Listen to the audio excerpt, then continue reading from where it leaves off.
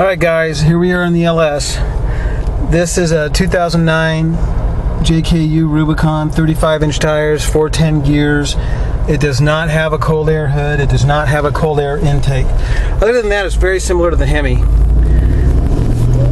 One thing you notice is when you give the throttle to the LS, the vehicle moves.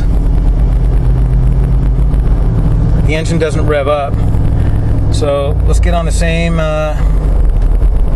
freeway, or this is the other side of the on-ramp. And we'll do our 40 to 60. Alright, here we go.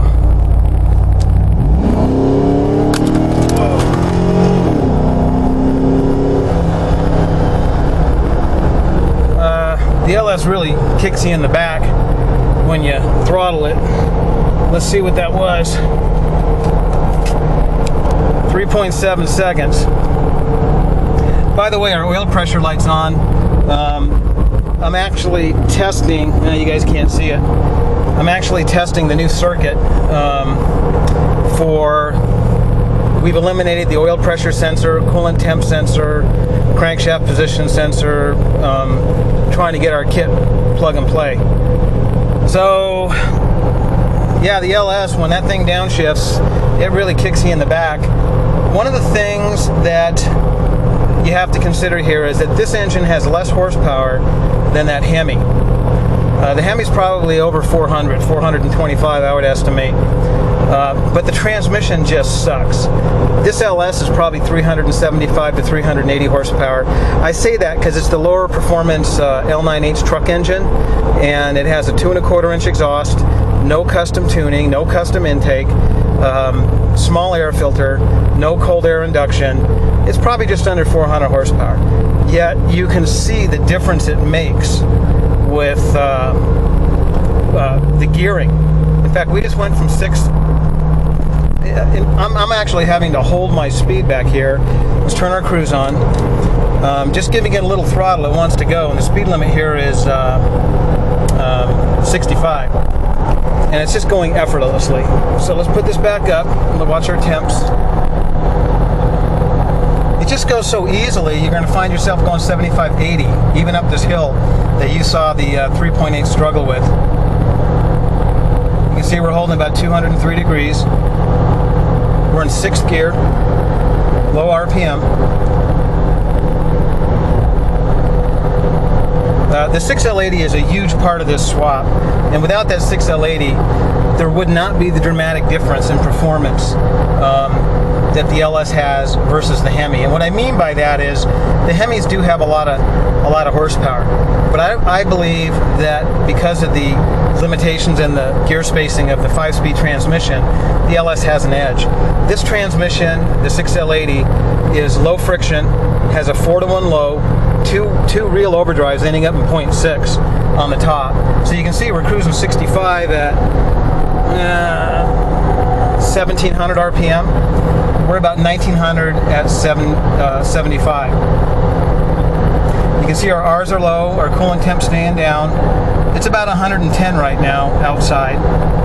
The AC in the LS blows colder than the Hemi or the 3.8 because of our programming. And I'm just cruising up this hill on this hot day completely effortlessly.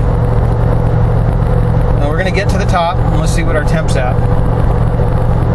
And again, this JK does not have a cold air hood, does not have cold air induction. It has a dual cone style, somewhat restrictive air filter and our standard air intake tube. 410 gears with 35s Duratrax on Raceline beadlocks. We got metal cloak front and rear bumpers, winch, metal cloak fenders, front and rear. So this is no lightweight. This is a heavy JK. You can see we're holding 6 even up this pretty steep hill. I would expect it to downshift here. Now it did, and the downshift is just so smooth. It's almost non-existent. You can barely feel it.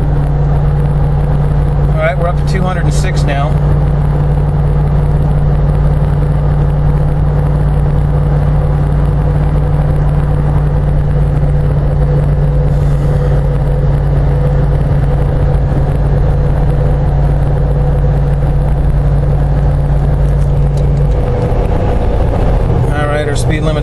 55. I mean, we're coasting uphill, and you can see that the 6L80 is a very low friction transmission. There's not a lot of drag. All right, well, there we are at the top, and we hit 210 degrees.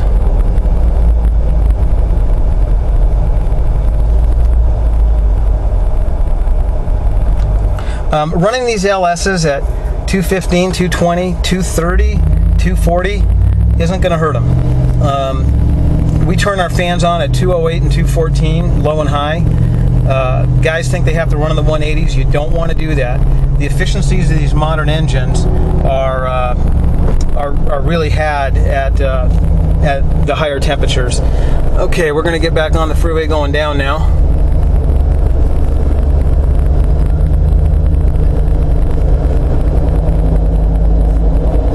This LS is so quiet you can't even hear it.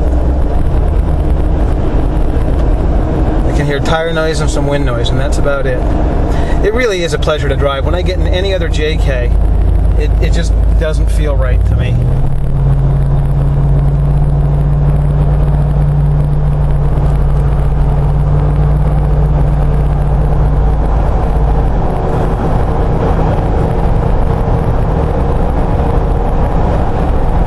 We're going to be testing Pentastar and the supercharged JK in the near future. Thanks.